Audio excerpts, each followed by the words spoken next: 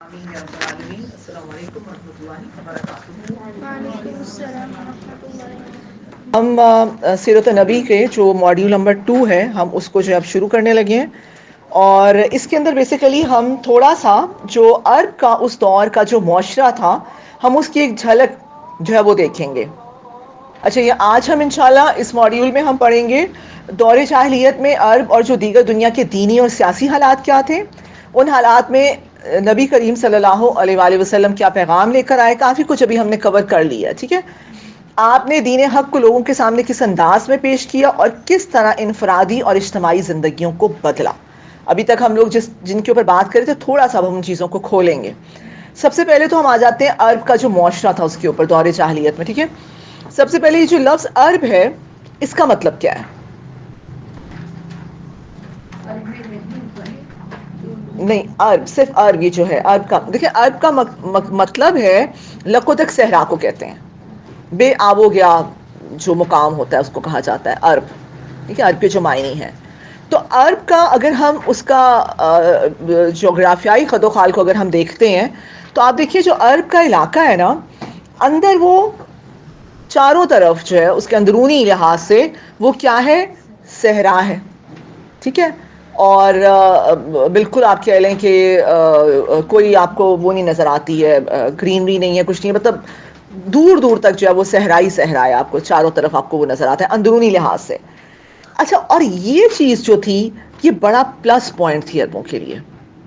کیوں؟ اللہ تعالیٰ نے ایک قدرتی ہرڈل، ایک قدرتی رکاوٹ، ایک قدرتی حفاظت کا انتظام کر دیا، کیونکہ یہ جو ان کا صحرائی علاقہ تھا نا، بے آب و گیا مقام جو تھا، اس کی وجہ سے جو اس کے ارد گرد میں جتنی بھی قومیں، جیسے آپ کو پتہ ہے 2 سپر پاورز تھیں، رومنز اینڈ پرشینز، ٹھیک ہے، اس کے علاوہ پھر یمن اور حبشہ ہے، تو جو ارد گرد کی جو ریاستیں تھیں انہوں نے نا کبھی اس کے اوپر قبضہ کرنے کا سوچا ہی نہیں، ورنہ اتنی جنگیں تھیں۔ اب دیکھیں رومنز اور پرشینز کی کتنی چلتی رہتی ہیں، آپ اس کو ہسٹری کو پڑھیں، لیکن ان کے اس آپ کے لیے اس قدرتی ہرڈل یا اس رکاوٹ کی وجہ سے ان لوگوں نے کبھی ہمت ہی نہیں کی کہ وہ ان کے اوپر اٹیک کریں، ان کے اوپر قبضہ کریں۔ اس لیے جو عربوں کی جو سوچ تھی نا، اس میں آپ کو بہت آزادانہ اور خود مختارانہ سوچ، صحیح، جیسے ہم لوگ کیونکہ رہے نا انڈو پاک برٹش کے انڈر، آپ دیکھیے ہمارے اندر ابھی تک وہ غلامی کی وہ چیزیں ہیں، ابھی تک ہمارے وہ رسم و رواج وہی چلتے آ رہے ہیں، لیکن یہ لوگ جو تھے نا بڑے اس معاملے میں نڈر، جری، بہادر اور آزادی سے پیار کرنے والے لوگ تھے۔ اب پھر اگر اس کو بیرونی لحاظ سے دیکھیں، کل میں انشاءاللہ آپ کو وہ نقشہ بھی دکھاؤں گی، میرے پاس موبائل میں ہے لیکن ابھی اس میں نہیں جا سکتا، اس میں ہے نا، چلے وہ پھر میں آپ کو بھیجوں گی، کل ہم دیکھ لیں گے، لیکن ابھی میں آپ کو ویسے بتا دیتی ہوں کہ عرب کو اگر بیرونی لحاظ سے ہم دیکھیں تو اس میں کیا ہے کہ عرب کو جزیرہ نماء عرب بھی کہتے ہیں۔ کیوں کہتے ہیں؟ ہاں، اس کے 3 طرف اس کو کہتے ہیں شبہ الجزیرہ، جزیرہ نماء عرب۔ کیوں؟ جو جزیرہ ہوتا ہے نا اس کے چاروں طرف پانی ہوتا ہے، اس کے نا 3 طرف پانی ہے، ایک طرف خشکی ہے، تو اس کو شبہ الجزیرہ بھی کہا جاتا ہے۔ 10 سے 13 لاکھ مربع میل اس کا جو ہے وہ رقبہ ہے عرب کا، صحیح۔ اور عرب میں جو پرانے زمانے میں جو ہم دیکھتے ہیں جو قومیں پائی جاتی ہیں، اس میں 3 مین قوموں کا ذکر آتا ہے، عرب باعدہ، عرب مستعربہ اور عرب عاربہ، ٹھیک ہے۔ جو عرب باعدہ ہے، بس اس کو آپ تھوڑا سا اوور ویو کے لیے میں آپ کو بتا رہی ہوں، ٹھیک ہے۔ عرب باعدہ جو ہے وہ کون سی تھیں؟ جو ایکسٹنکٹ ہو چکی ہیں، ٹھیک ہے، قوم عاد، قوم سمود، ٹھیک ہے، اور پھر یہ جو تھی عمالقہ تھے جن کا تعلق مصر سے تھا، یہ سب جو ختم ہو چکی ہیں۔ اور کیوں ختم ہو چکی ہیں؟ ہم نے پڑھ لیا کہ اللہ تعالیٰ نے انہوں نے اللہ کی نافرمانی کی تو اللہ تعالیٰ کا عذاب آیا اور وہ نیست و نابود ہو گئے۔ دوسری جو ہمیں ملتی ہے وہ ہے عرب عاربہ۔ عرب عاربہ جو ہیں بیسیکلی وہ ہے پیور عرب، وہ قحطانی عرب بھی کہلاتے ہیں، ان کا تعلق یمن سے تھا، یہ قحطانی عرب بھی کہلاتے ہیں۔ اور تیسرے ہیں عرب مستعربہ۔ عرب مستعربہ جو ہیں یہ ہیں یہ جو مکہ اور مدینہ اور یہ جو طائف کے لوگ ہیں، آپ کو پتہ ہے یہ پیور عربز نہیں ہیں، یہ وہ لوگ ہیں جن کے بارے میں آتا ہے کہ انہوں نے عربیت ادھار لی تھی، ٹھیک ہے، عرب مستعربہ نے، ٹھیک ہے، مکہ مدینہ طائف، یہ جو ساری جو اس کی جو ایریا میں جو عرب کے یہ جزیرہ نماء عرب میں جو لوگ ہیں مستعربہ، تو یہ جو ہیں ان کو اس لیے عرب مستعربہ کہا جاتا ہے۔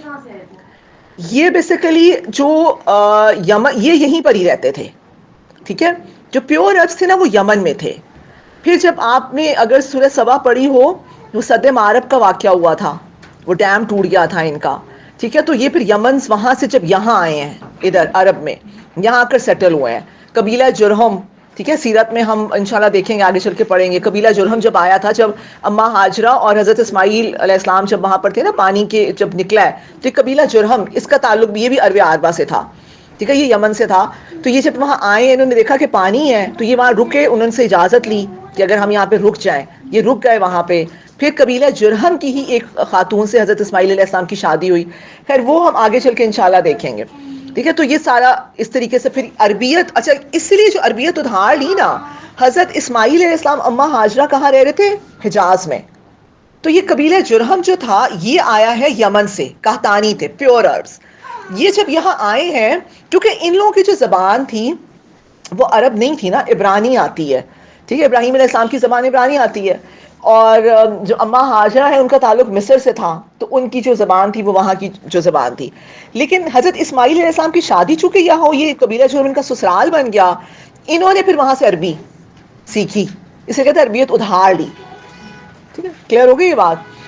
اینی ویز چلیں، اب یہ ایک اوور ویو میں نے تھوڑا سا آپ کو دیا ہے، اور اس میں پھر ہم یہ بھی دیکھتے ہیں کہ عرب کا جو کلچر، اب ہم اس کو تھوڑا سا دیکھ لیتے ہیں.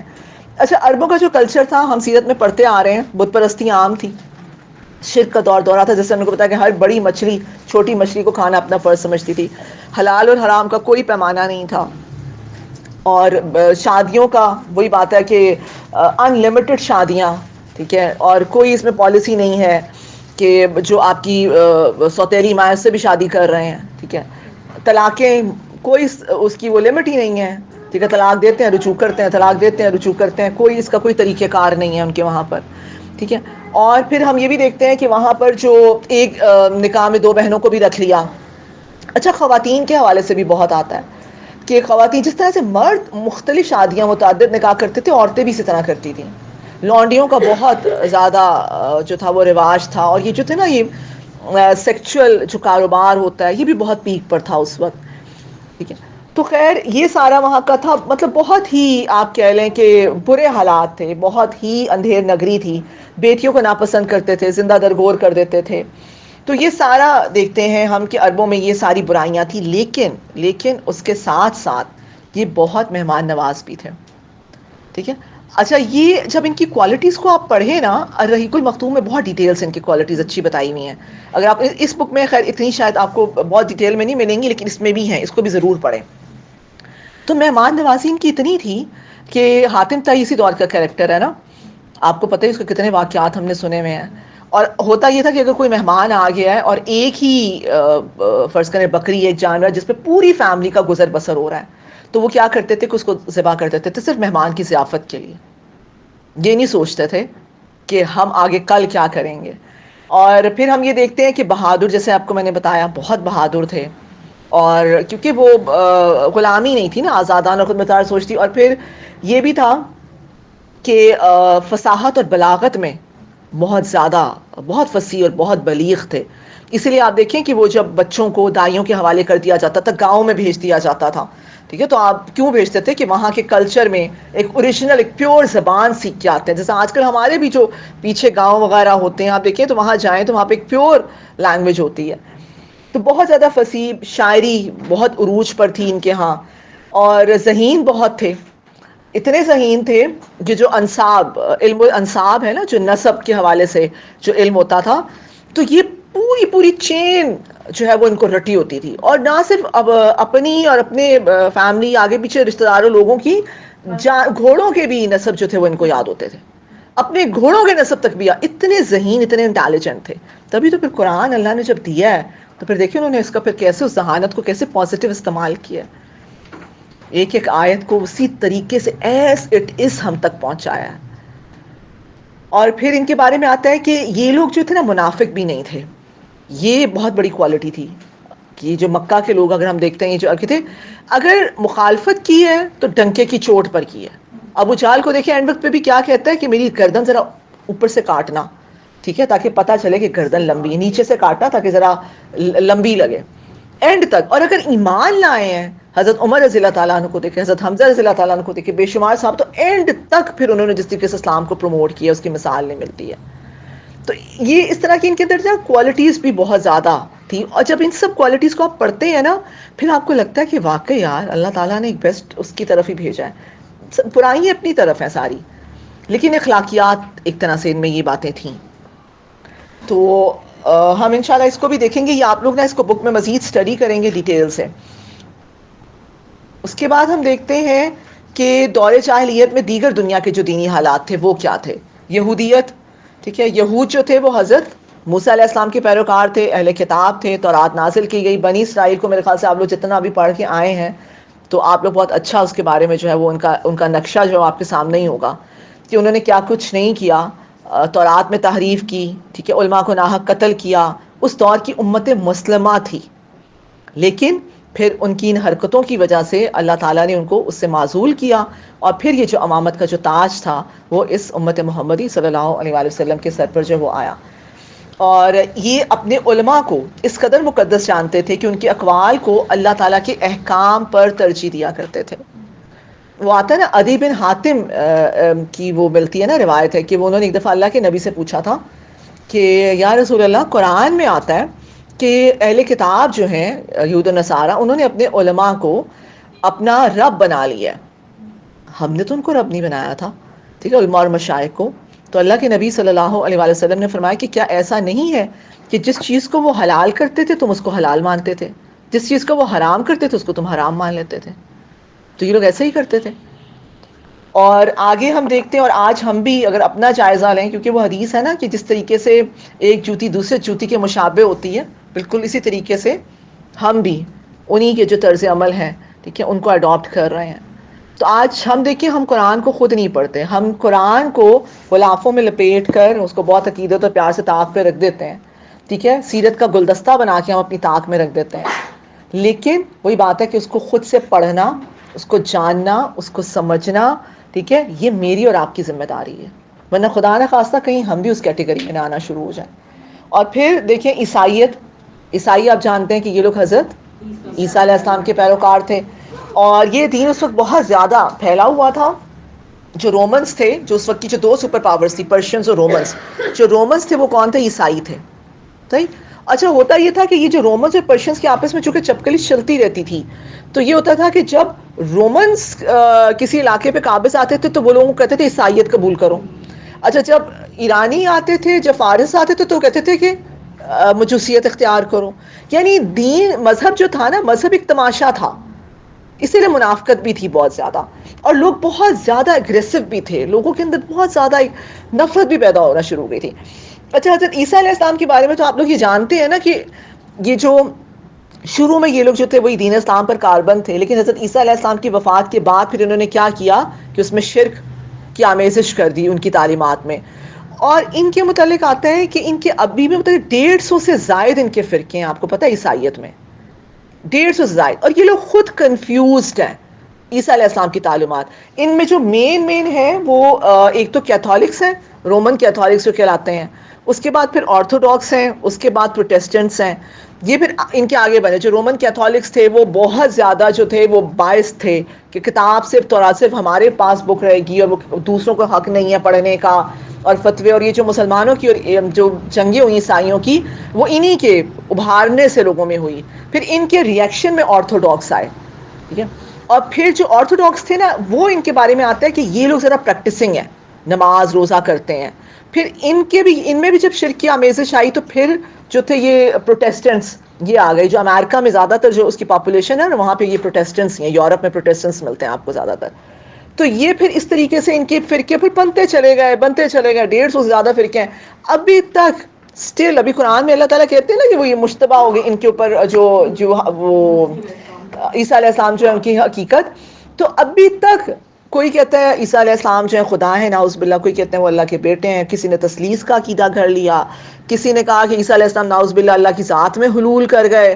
اس قسم کے مختلف خرافات ان میں پائے جاتے ہیں اور یہ خود ابھی تک بہت زیادہ کنفیوزڈ ہیں، اسی لیے ضالین ہیں. کچھ کہنا چاہیں گے آپ؟ اچھا پھر ہم آتے ہیں آگے مجوسیت.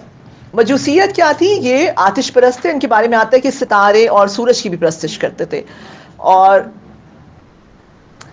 اور ان کے بارے میں آتا ہے کہ یہ جو میں نے آپ کو بتایا پرشینس، رومنس جو تھے وہ عیسائی تھے، جو پرشینس تھے وہ کیا تھے؟ مجوسی تھے، آتش پرست تھے، اور پھر یہی کرتے رہتے تھے کہ جہاں غالب آئے انہوں نے اپنے بہت بڑے بڑے وہ عبادت خانے بنا کے رکھے ہوئے تھے.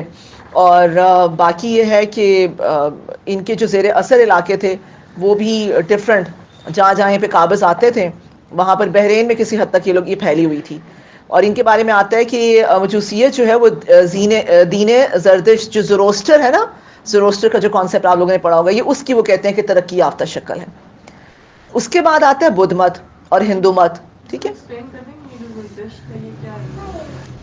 یہ بیسیکلی نا ایک کیریکٹر تھا، ایک بہت بڑا، جس کو یہ سمجھتے تھے ایک بہت مذہبی پرسنالٹی تھی زروسٹر کے نام سے. تو جب وہ فوت ہو گئے، وہ تو خیر ہوں گے کوئی اچھے ہی ہوں گے اللہ والے جو بھی تھے، جب فوت ہو گئے نا تو اس کا انہوں نے بدھ بنا لیا. بڑے بڑے بت ہیں یہ، میرے خیال سے ابھی بھی یہ جو علاقے ہیں، نہیں یہ چائنا کی بدھزم تو یہ ہے میرے خیال سے ابھی میرے ذہن میں نہیں آ رہا، سری لنکا وغیرہ میں شاید ہے، سری لنکا میں بھی، سری لنکا والے بھی بدھ مت والے ہیں کچھ ہے ان کے. میں آپ کو کل بتاؤں گی ان کے جو ابھی بھی کئی کنٹریز میں یہ مانا جاتا ہے اس کو نا. اور ایک کریکٹر تھا بس، اس کو انہوں نے بڑا بدھ بنا لیا زروسٹر کو، اس کا زردشت جو تھا، اور اس کو بس یہ لوگ اپنا خدا مانتے ہیں. اچھا، پھر آ جاتے ہیں بدھ مت اور ہندو مت. اس میں بھی بتوں کی جو پوجا کی جاتی تھی، اس میں کاہن، جادوگر اور یہ شعبدہ باز جو ہوتے ہیں اس قسم کے لوگ جو ہیں بہت پائے جاتے تھے. پھر ہندو مذہب میں آپ کو پتہ ہی ہے کہ ہندوؤں میں بتوں کی پوجا، عبادت خانے، بڑے بڑے بت خانے انہوں نے بنائے ہوئے ہیں. جنوبی ایشیا، مشرقی ایشیا علاقے اور چین میں یہ پھیلا ہوا ہے. یہ جو بدھ مت ہے یہ بھی اسی طرح کے ایک بدھ ہے نا، جس کو یہ چین کے لوگ بھی وہ جو کرتے ہیں اس کو. اور باقی عرب کے جو سیاسی حالات تھے وہ کیا تھے کہ وہاں پر کوئی ایک باقاعدہ حکومت، ایک معین، ایک آپ کے لیے کوئی سینٹرل حکومت کوئی نہیں تھی. اور اچھا یہ بھی ایک پلس پوائنٹ ثابت ہوا اللہ کے نبی کے لیے.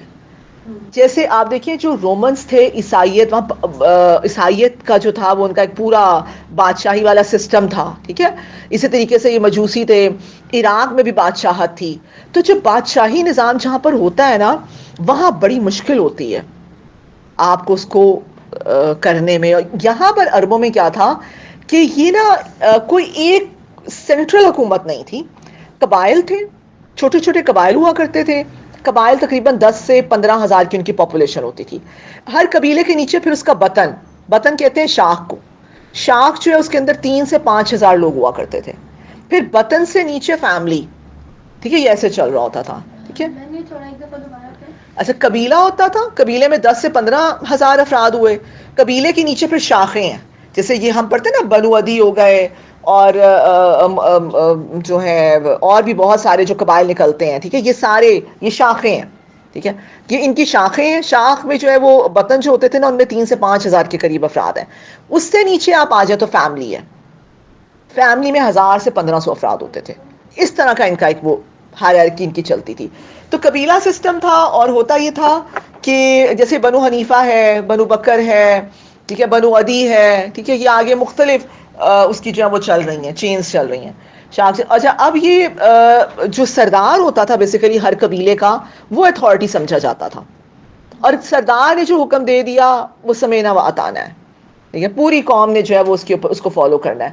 یہی وجہ ہے، اگر آپ کو پتہ ہے کہ اللہ کے نبی صلی اللہ علیہ وآلہ وسلم جب آئے ہیں تو انہوں نے سرداروں کو بہت دعوت دیتے تھے.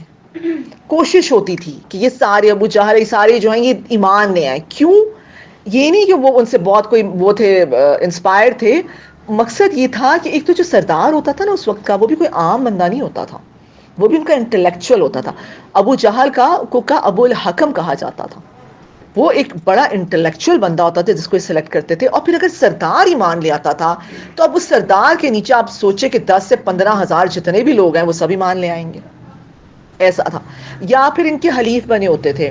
حلیف یہ ہوتا تھا کہ آپ نے فلاں قبائل کے ساتھ دوستانہ تعلقات، اس کو کہا کہ ٹھیک ہے دوستانہ تعلقات قائم کر لیے. اب یہ ہوتا تھا کہ یہ لوگ ہر غمی خوشی میں ساتھ ہیں.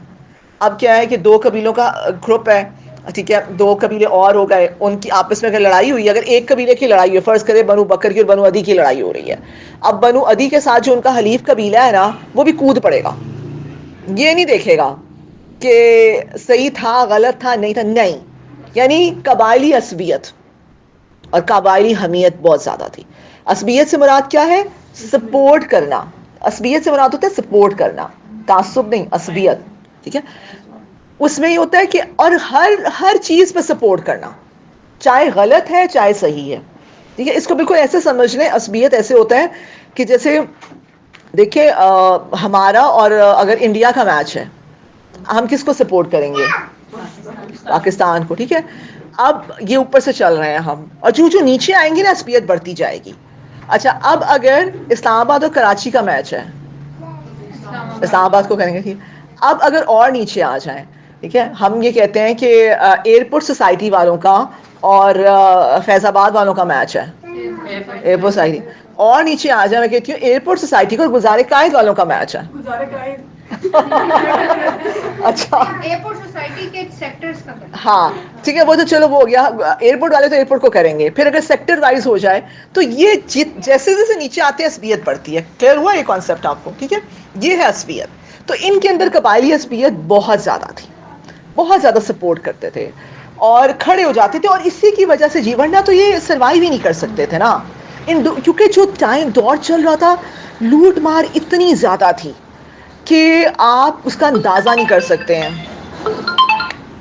لوٹ مار اتنی زیادہ تھی کہ آپ اس کا اندازہ نہیں کر سکتے ہیں.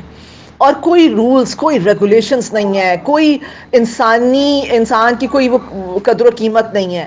تو اگر ایک انڈیویجول جو ہوتا تھا نا, وہ تو سروائیو ہی نہیں کر سکتا تھا.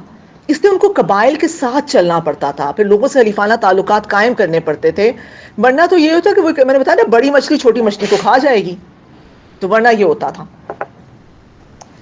اس کے بعد آ جائے مکہ معظمہ میں. جو مکہ معظمہ ہے وہاں پہ اگر آپ دیکھیں تو مختلف قبائل تھے. میں کل انشاءاللہ وہ سلائیڈز آپ کو بھیجوں گی اور پھر ہم دکھا دیں گے. مختلف بہت سارے قبائل تھے. ان میں جو قریش ہیں وہ سب سے اہم, اور مکہ معظمہ جو ہے وہ شروع سے آپ جانتے ہی ہیں کہ بہت زیادہ تکریم, کیوں؟ خانہ کعبہ کی وجہ سے. ٹھیک ہے, مذہبی لحاظ سے بھی اس کی بہت امپورٹنس تھی. اور یہ لوگ تجارت جو ہے اس کے لیے شام, یمن, تجارت, مکہ کے جو لوگوں کا جو پیشہ تھا وہ کیا تھا؟ تجارت. ٹوٹل ان کا جو سروائیول تھا وہ تجارت کے اوپر تھا. اور یہ جو ہاشم تھے, اس میں ان کا بہت رول ہے. سورہ قریش میں بھی آتا ہے نا, لإلاف قریش میں. تو یہ تجارت جو ہاشم جو ہے بیسیکلی انہوں نے یہ تجارتی روٹس جو تھے یہ انٹروڈیوس کروائے تھے. تو اس لیے ان کا اس کے اوپر سارا گزر بسر تھا. یہ لوگ یمن بھی آتے تھے, یہ شام, عراق, حجاز. اچھا, وہاں پر کوئی باقاعدہ حکومت جیسے میں نے آپ کو بتایا کہ نہیں تھی, لیکن انہوں نے مختلف ڈپارٹمنٹس قائم کیے ہوئے تھے. اچھا, ڈپارٹمنٹس بھی جو یہ قائم کیے ہیں نا, یہ بھی جو قصی تھے. قصی کون تھے؟ جو کسی کو پتا ہے قصی کون تھے؟ نبی کریم صلی اللہ علیہ وآلہ وسلم کے پر دادا کے دادا. ٹھیک ہے, آپ کے, اچھا یہ تھوڑا سا نسب بھی کوشش کریں کہ تھوڑا سا تو ضرور یاد کریں. ٹھیک ہے, ہاں میں آپ کو شیئر کر دوں گی, وہ بھی میں گروپ میں کروں گی. کوشش کریں کہ نسب کو یاد کریں. اچھا, اس میں اللہ کے نبی کے والد عبداللہ ہیں. عبداللہ کے والد کون تھے؟ عبد المطلب. اچھا, عبد المطلب کے والد کون ہیں؟ ہاشم. ٹھیک ہے, اور پھر ہاشم کے عبد مناف, اور عبد مناف سے اوپر قصی. تو اللہ کے نبی کے پر دادا کے دادا قصی کہلاتے ہیں. اچھا, جو قصی تھے بیسیکلی ان کا بہت بڑا کنٹریبیوشن ہے. ان کا یہ کنٹریبیوشن تھا کہ یہ چھوٹے سے تھے تو ان کے والد فوت ہو گئے. ان کا تعلق قریش سے تھا. والد فوت ہو گئے تو ان کی والدہ نے نا ایک بنو عذرا جو قبیلہ تھا, ٹھیک ہے, عذرا یا عذرا, تو اس کے ایک فرد سے شادی کر لی. یہ جو قبیلہ تھا بنو عذرا کا, یہ شام کی سرحد پر تھا. اچھا, جب جو قصی تھے انہوں نے اپنا سارا بچپن شام کے پاس وہاں گزارا. اب آپ کو پتا ہے جو شام تھا وہ اس وقت رومنز کے زیر اثر تھا, تو سیاسی لحاظ سے, جنگی لحاظ سے انہوں نے وہاں سے تربیت, مطلب بہت اس کو بہت قریب سے شام کی ریاست کو آبزرو کیا. ان کے سیاسی معاملات, ان کی تجارت, ان کی باقی چیزوں کو, اور ان کی جنگی جو ان کے وہ ہوتے تھے, تو سب چیزوں کو بڑے قریب سے اس کو انہوں نے کیا. تو بڑا ان کی بڑی اچھی ان کی ایک براٹ اپ بھی ان کا ہوا. جب یہ جوان ہوئے ہیں تو ان کو پتا چلا ہے کہ میں تو ادھر کا ہوں ہی نہیں, میں تو قریش کا ہوں. یہ پھر وہاں سے اٹھ کے گئے ہیں قریش, کہ اتنا زیادہ قبائلی وہ ہوتی تھی کہ میں تو اس کا نہیں ہوں, قریش چلے. قریش جب گئے, جب وہاں جا کے دیکھا ہے تو قریش تو بکھرے ہوئے تھے, کیونکہ وہاں پر بنو خزاع جو تھے وہ اس وقت خانہ کعبہ کی جو کنٹرول تھا وہ ان کے پاس, انہوں نے بنو جرہم سے لے لیا تھا. بنو خزاع کے پاس کنٹرول تھا. اصل تو متولی جو تھے قریش تھے، انہوں نے جا کے قصی نے جا کے قریش کو اکٹھا کیا. انہوں نے جو ان کے یہ منتشر ہوئے ہوئے تھے مختلف قبائل میں اور آپس میں جو ان کے اختلافات تھے، انہوں نے ان سب کو اکٹھا کیا اور ان کو کہا کہ دیکھو یہ خانہ کعبے کی تولیت تو ہمارے آباء و اجداد کا یہ قبلہ ہے اور ہمارا حق ہے یہ. پھر انہوں نے ان کی لڑائی ہوئی خزاعہ کے ساتھ، اور خیر پھر یہ ہوا کہ انہوں نے وہاں سے تولیت خانہ کعبہ کی واپس لی اور وہ خانہ کعبہ کی تولیت واپس قریش کے پاس آئی. 2000 سال تک بنو جرہم قابض رہے، 300 سال تک بنو خزاعہ قابض رہے، پھر اس کے بعد یہ جو ہے نا ان کے پاس آ گئی ہے قریش کے پاس.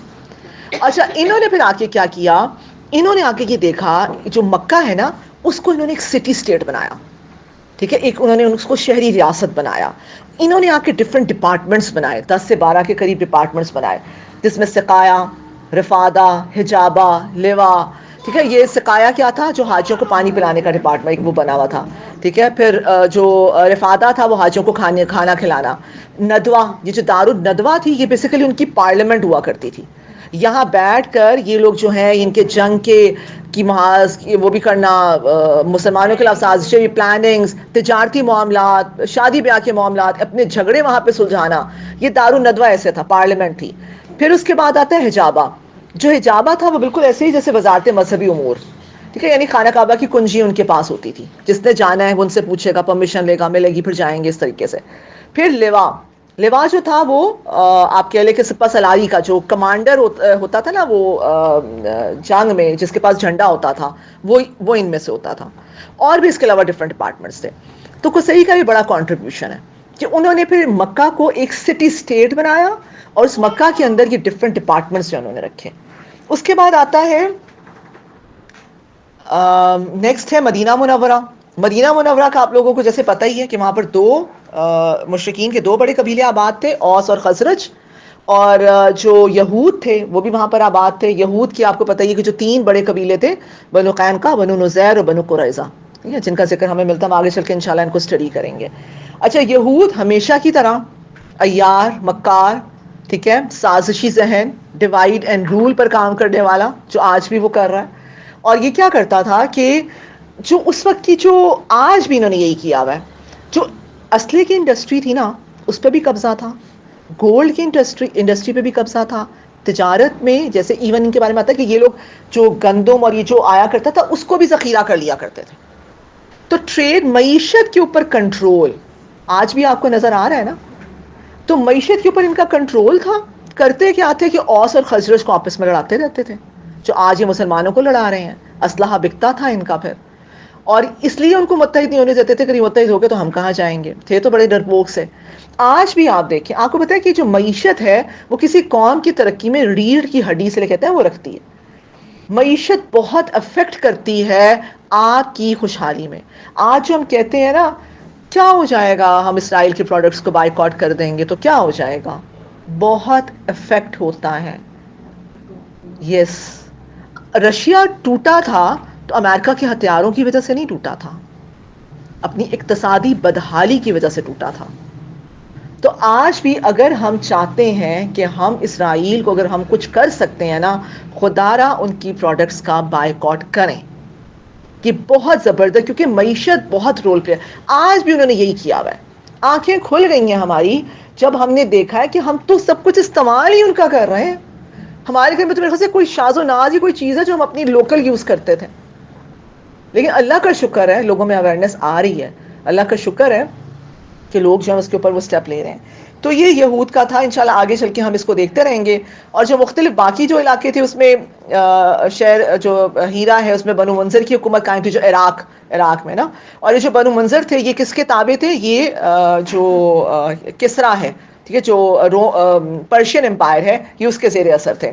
اسی طرح جو شام تھا وہ رومنز کے زیر اثر تھا، ٹھیک ہے. اور اسی طریقے سے جیسے میں نے آپ کو بتایا کہ رومنز کی جو چھوٹی بڑی ریاستیں ہیں وہ وہاں پر موجود تھیں، اور ان کا جو مرکز تھا وہ قسطنطنیہ تھا، اور ان کا جو مذہب تھا ان کا وہ عیسائیت تھا. پھر دنیا کے جو عمومی حالات تھے وہ جیسے میں نے آپ کو بتا دیا کہ کوئی جو ساری بڑی تہذیبیں تھیں وہ دم توڑ چکی تھیں، تاریکی تھی ہر طرف. اور یہ جو رومن اور پرشینس تھے اس وقت کی سو کالڈ بڑی سویلائزڈ اور متمدن جو بولی تہذیبیں جس کو یہ کہلاتے تھے، لیکن یہ شدید قسم کے ظلم اور بربریت جو تھی ان کے اندر موجود تھی. اور آپ کہہ لیں کہ نا انسان کو انسان نہیں سمجھتے تھے، اور جو کچھ کرتے تھے اپنے ذاتی مفاد کے لیے کرتے تھے. انہیں لوگوں کی اس سے کوئی غرض نہیں ہوتا تھا کہ کسی انسان کو جو ہے وہ لوگوں کی بھلائی کے لیے کچھ کام کرنا ہے، لوگوں کی بہتری کے لیے کچھ کرنا ہے، لوگوں کی فلاح کے لیے کوئی کام کرنا ہے. بس ان کو اپنا اقتدار جس کی وجہ سے وہ لوگوں کو ٹارگٹ کرتے تھے. تو آج بھی آپ دیکھیں ایسا ہی ہو رہا ہے نا کہ اپنی جو ہے وہ پڑ گئی ہے سب کو. اور سودی کاروبار جو تھا وہ بہت ٹاپ پر تھا. مکہ اور طائف میں جو سود کا کاروبار تھا وہ بہت پیک پر تھا. غلامی کا کاروبار بہت زیادہ تھا، لوٹ مار بہت تھی، خون ریزی بہت تھی، جنگیں بات پر جنگ ان کا عربوں میں ہوتا تھا. یہ پوائنٹ ہے ہاں جی. قریش نے بت پرستانہ مذہب کے ساتھ کعبہ کی مجاوری، یہ مجاوری کا کیا مطلب؟ مجاور بیسیکلی کعبہ کی خانہ کعبہ کے مجاوری مینس کہ اس کے نا اس کا کنٹرول، ان کی خدمت کرنا، خادم. ہاں خادم تو وہ تھے ہی، لیکن مجاوری کو کاروبار کیسے بنا لیا تھا کہ وہ جو خانہ کعبہ کا کنٹرول انہوں نے لے لیا تھا نا اپنے ہاتھ میں. مجاور بیسیکلی اسی کو کہتے ہیں، اس کو لک آفٹر کرنا، ٹھیک ہے.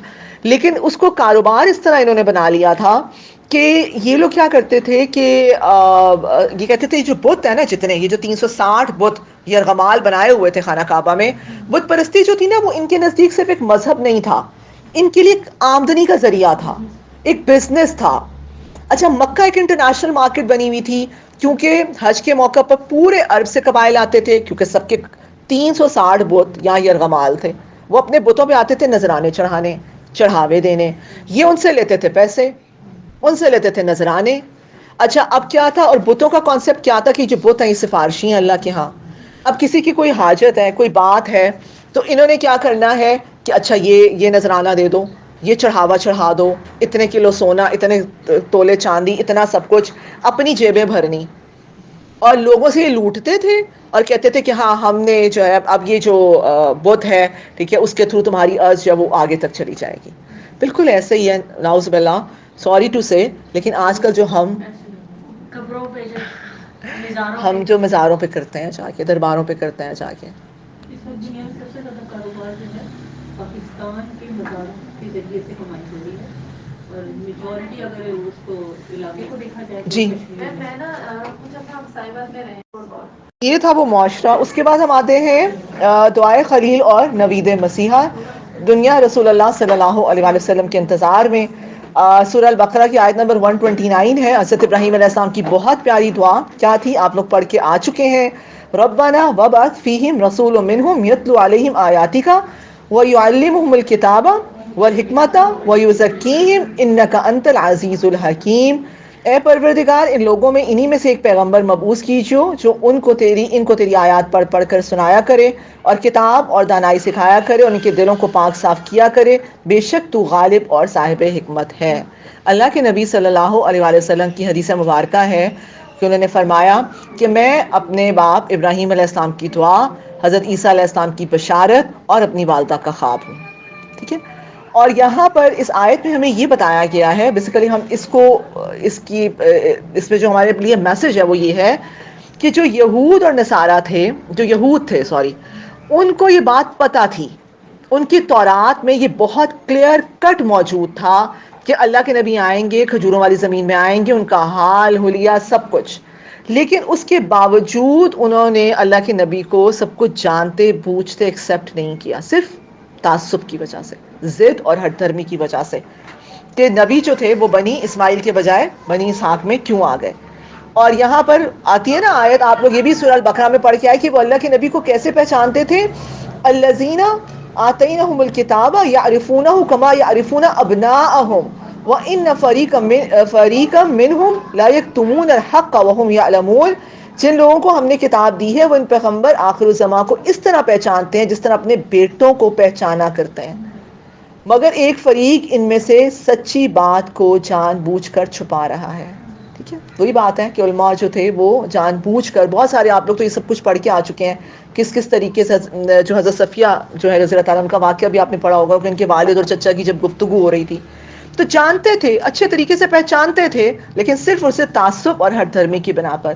تو اس لیے یہ کہ میں نے اور آپ نے اس چیز کا بہت زیادہ خیال کرنا ہے کہ ہم جب حق ہمارے سامنے آ جاتا ہے نا، جب حق بات ہمارے سامنے واضح ہو جاتی ہے تو، اور ہمارا دل بھی اس کے اوپر گواہی دے رہا ہوتا ہے، آپ کا جو ضمیر ہے نا اندر سے وہ آپ کو بتا رہا ہوتا ہے، ٹھیک ہے، لیکن اس کے باوجود ہم کیا کرتے ہیں، ہم پھر ہیلے بہانے ڈھونڈتے ہیں، ہم پھر فتوے ڈھونڈتے ہیں، ٹھیک ہے، پھر ہم اس کو جو ہے وہ اگنور کرتے چلے جاتے ہیں، اور پھر ایک وقت ایسا آتا ہے کہ وہ جو دستک ہے نا وہ ہونا ہی بند ہو جاتی ہے. یاد رکھیے کہ جو حق کی جو دعوت ہوتی ہے نا وہ پہلی دفعہ آپ کو بالکل ایک واضح روشنی سورج کی طرح نظر آتی ہے پہلی دفعہ. جب آپ اس کو ریجیکٹ کرتے ہیں، ایک بار کریں گے، 2 بار کریں گے، 3 بار کریں گے، جیسے جیسے آپ ریجیکٹ کرتے رہیں گے نا وہ روشنی کم کم کم کم ہوتی چلی جائے گی، اور ایک وقت آئے گا کہ وہ روشنی ختم ہو جائے گی. اور یہ وہ سچویشن ہوتی ہے جس میں اللہ تعالیٰ کہتے ہیں کہ ان کے دلوں پر اللہ تعالیٰ نے مہر لگا دی ہے. تو اللہ معاف کرے، یہ بہت ہی سخت جو ہے وہ وعید ہے، اور یہ بہت ہی بری وہ جو ہے کنڈیشن ہوتی ہے کہ اللہ تعالیٰ جو ہے جب ایسے حالات جو ہو جاتے ہیں. انشاءاللہ ہم اس کو کل کنٹینیو کریں گے یہیں سے، ٹھیک ہے. سبحانک اللہم و بحمدک، نشہد ان لا الہ الا انت، نستغفرک ونتوب الیک. ربنا تقبل منا انک انت السمیع العلیم وتب علینا انک انت التواب الرحیم. یا اللہ ہم نے جو کچھ پڑھا، سیکھا، سمجھا، اس کو اپنی بارگاہ میں قبول و منظور فرما. یا اللہ ہمیں توفیق عطا فرما کہ ہم صحیح معنوں میں نبی کریم صلی اللہ علیہ وآلہ وسلم کے امتی بن جائیں. یا اللہ قرآن اور سنت کے ساتھ ہمارے اس تعلق کو جو ہے وہ مضبوط بنا دے، اور ہمارا خاتمہ جو ہے یا اللہ ایمان پر کر دے. یا اللہ ہمارے قلب اور روح کو اس محبت سے سرشار کر دے. یا اللہ جب ہم دنیا سے جائیں تو ہمارے آخری وقت پر بھی یا اللہ پاک یہی کلمہ ہو، اور ہم اس دعوت کا کام کرتے کرتے چلے جائیں، اور ہمیں نبی کریم صلی اللہ علیہ وآلہ وسلم کا جو ساتھ ہے وہ روز قیامت ہمیں نصیب ہو، ہمیں آپ کی شفاعت نصیب ہو، ہمیں حوض کوثر پر آپ کے ہاتھ سے جو ہے وہ کوثر کا جام جو ہے وہ پینا نصیب ہو. یا اللہ ہمیں ایسی محبت عطا کر دے، یا اللہ ہماری نسلوں کو ایسی محبت عطا کر دے.